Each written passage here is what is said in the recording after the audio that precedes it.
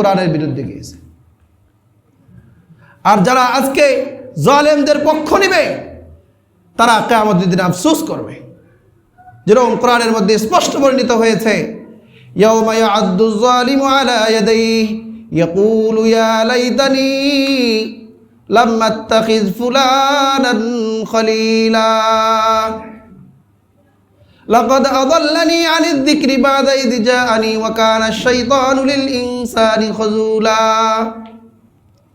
যে কিয়ামতের ময়দানে সে আফসোস করতে করতে হাত কামড়াইতে থাকবে আর বলতে থাকবে, ইয়া লাইতানি ইত্তাখাযতু মা'আর রাসূলি সাবিলা, আমি যদি রসুলের আদর্শ লালন করতাম, আদর্শ গ্রহণ করতাম, কতই না ভালো হইতো। ইয়া লাইতানি লাম আত্তাখিয ফুলানান খলিলা, হায় আমি যদি অমুককে বন্ধুরূপে গ্রহণ না করতাম। এই আয়াতটি নাজিল হয়েছে উকবা ইবনে আবি মুঈত, সে বড় কাফির ছিল, রসুল করিম সাল্লাল্লাহু আলাইহি ওয়াসাল্লামকে দাওয়াত করেছিল। এক পর্যায়ে রসুল সাল্লাল্লাহু আলাইহি ওয়াসাল্লাম তাকে দাওয়াত গ্রহণ করে তাকে ইসলামের দাওয়াত দেন।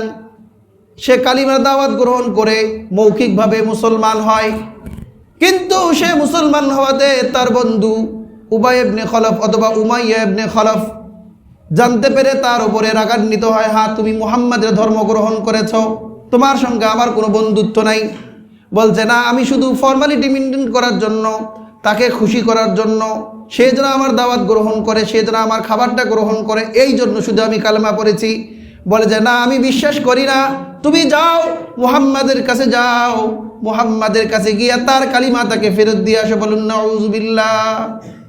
সে ইসলাম গ্রহণ করার পরে রসুল করিম সাল্লাল্লাহু আলাইহি ওয়াসাল্লামের সামনে গিয়ে রসুলের সামনে বেয়াদবি করেছে এবং তার ধর্মর কথা কালিমা তাকে ফেরত দিয়ে এসেছে, মানে তোমার ধর্ম আমি মানি না, আমি মুরতাদ হয়ে গেলাম।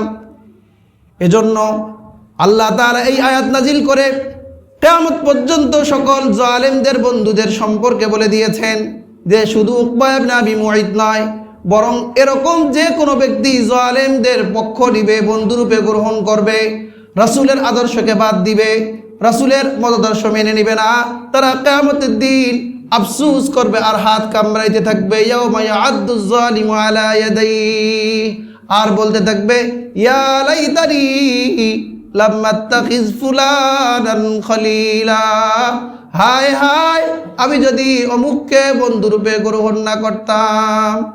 লাকাদ আযাল্লানি, সে আমাকে পথভ্রষ্ট করেছে, বা'দা ইয জাআনি, আমার নিকটে সত্য আসার পরে, আমার নিকটে সত্য উদ্ভাসিত হয়েছিল, আমাকে কত লোক বুঝিয়েছে, কত লোক জানিয়েছে, আমি জানার পরেও বুঝার পরেও অন্ধ হয়ে টাকার লোভে, পদের লোভে আমি এই জালেমদের পক্ষ নিয়েছি।